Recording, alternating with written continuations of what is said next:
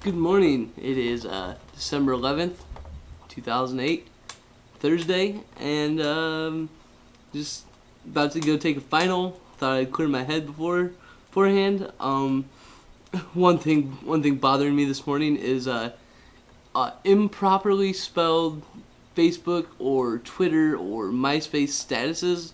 Like when people take the time to put in what they're gonna do for that day or what's going on with them, and like it's improperly spelled.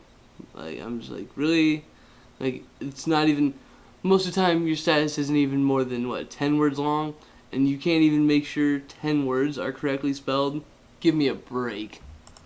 Another thing, people who are sending text messages about someone to one of their friends, and then actually when they send it, they actually send the message to the person who they were talking shit about.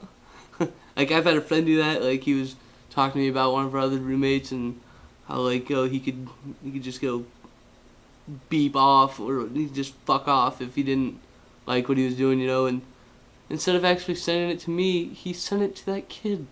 And today, for example, there's a teenage girl who was sending to one of her friends that she lost her virginity. And who did she accidentally send that to? Her dad. Like, I can understand, like, my friend doing that, sending it to me. That's not as big of a deal. But when somebody does that and they accidentally send that to their dad, I don't know if you guys have heard this. The current Illinois governor was odd. He was being wiretapped. Maybe possibly because that's where our President-elect Obama comes from.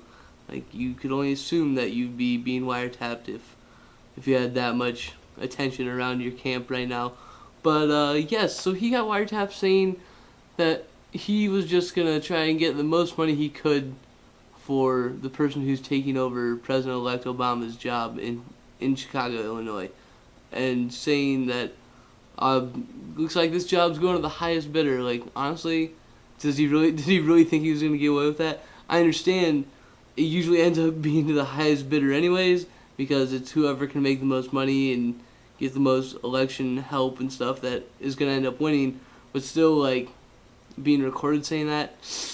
And lastly, to just finish with my ranting and raving for the day, I'm going to go ahead and just give the Douchebag of the Day award to like MTV reality and VH1 reality TV shows.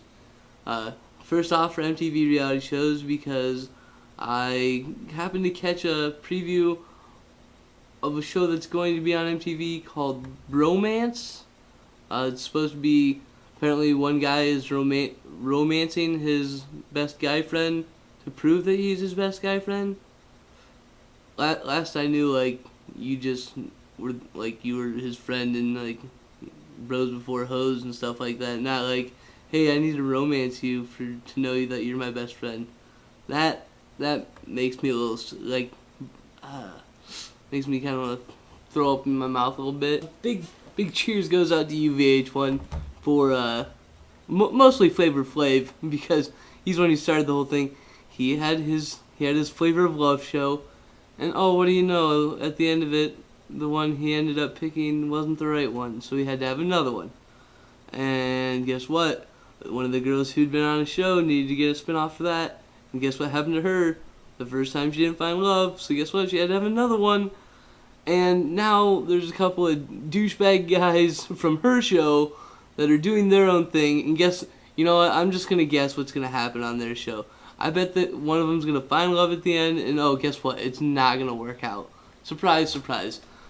Reality TV is becoming so predictable. It just, like, it's frustrating. But, well, I just hope you guys have enjoyed everything I've had to say, and hope you don't have to put up with anything that's more ridiculous than any of this stuff I've talked to you about. And everybody have a good day, and let the good times roll. Times are killing